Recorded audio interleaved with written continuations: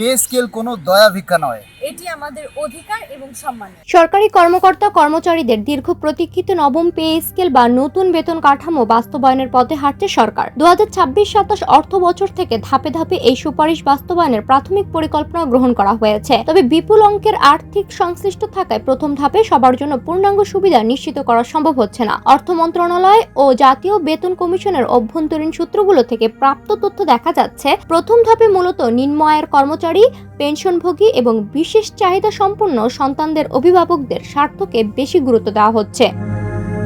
সূত্রমতে নতুন বাজেটে বেতন ভাতা ও পেনশন খাতে অতিরিক্ত 35,000 কোটি টাকা বরাদ্দ রাখা হচ্ছে। এই অর্থ দিয়ে প্রস্তাবিত বেতন কাঠামোর মূল বেতনের অর্ধেক বাস্তবায়ন করার পরিকল্পনা রয়েছে। অর্থাৎ যারা 11তম থেকে 20তম গ্রেডের কর্মচারী, মুদ্রাস্ফীতির বাজারে তাদের জীবনযাত্রার ব্যয় মেটাতে প্রথম কিস্তির বড় অংশ ব্যয় হবে। কমিশন সর্বনিম্ন ধাপের বেতন 8,250 টাকা থেকে বাড়িয়ে 20,000 টাকা করার যে সুপারিশ করেছে, তার একটি বড় অংশ শুরুতেই কার্যকর করার চিন্তা রয়েছে।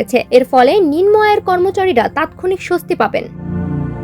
নতুন বেতন কাঠামোর সুপারিশের সবচেয়ে মানবিক দিকটি হলো পেনশনভোগীদের জন্য বিন্যাস। যারা বর্তমান মাসে 20,000 টাকার কম পেনশন পান, তাদের জন্য 100% পর্যন্ত বৃদ্ধির প্রস্তাব করা হয়েছে। অর্থ বিভাগের পরিকল্পনা অনুযায়ী নতুন স্কেল কার্যকর করার প্রথম ধাপে এই ক্ষুদ্র পেনশনভোগীদের অগ্রাধিকার দেওয়া হবে। অন্যদিকে যারা উচ্চ অঙ্কের পেনশন পান, তাদের বৃদ্ধির হার তুলনামূলক কম 55 থেকে 75% রাখা হয়েছে, যাতে বরাদ্দের সুষম বণ্টন নিশ্চিত হয়।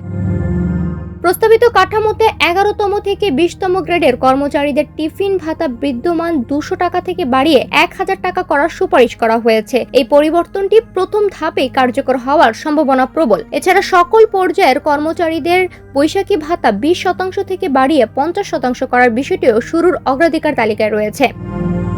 সামাজিক নিরাপত্তার অংশ হিসেবে সরকারি কর্মচারীদের কোনো প্রতিবন্ধী সন্তান থাকলে তাদের জন্য মাসিক 2,000 টাকা ভাতার প্রস্তাব করেছে কমিশন। অর্থ বিভাগ এই মানবিক প্রস্তাবটিকে প্রথম ধাপে কার্যকর করার বিষয়ে ইতিবাচক অবস্থানে রয়েছে। এটি সরাসরি কার্যকর হলে সরকারি চাকরিজীবী পরিবারের একটি বিশেষ অংশ সরাসরি উপকৃত হবে। কেবল নিম্নস্তর নয়, সরকারি চাকরিতে মেধাবী ধরে রাখতে উচ্চপদস্থ কর্মকর্তাদের বেতন ও অন্যান্য সুযোগ সুবিধা পুনর্বিন্যাসের পরিকল্পনাও সরকারের রয়েছে। তবে আর্থিক সীমাবদ্ধতার কারণে উচ্চপদের বড় অঙ্কের সুযোগ সুবিধাগুলো পরবর্তী 2 অর্থ বছরে পূর্ণাঙ্গভাবে বাস্তবায়িত হতে পারে। জাতীয় বেতন কমিশনের সদস্য ডক্টর এ.কে এনামুল হকের মতে, নতুন পে স্কেল বাস্তবায়নের বড় চ্যালেঞ্জ হলো মূল্যস্ফীতি নিয়ন্ত্রণ। একসঙ্গে সব সুবিধা দিলে বাজারে অর্থের প্রবাহ বেড়ে গিয়ে দাম বাড়তে পারে। তাই 3 বছরে ধাপে ধাপে বাস্তবায়নের সিদ্ধান্তটি যেমন আর্থিকভাবে যৌক্তিক, তেমনি এটি সরকারের রাজস্ব আদায়ের দক্ষতা বাড়ানোর সময় দিবে। প্রবৃদ্ধি 6 থেকে 7% ঘরে থাকলে এই বিপুল ব্যয় মেটানো সম্ভব হবে বলে মনে করছেন বিশ্লেষকেরা।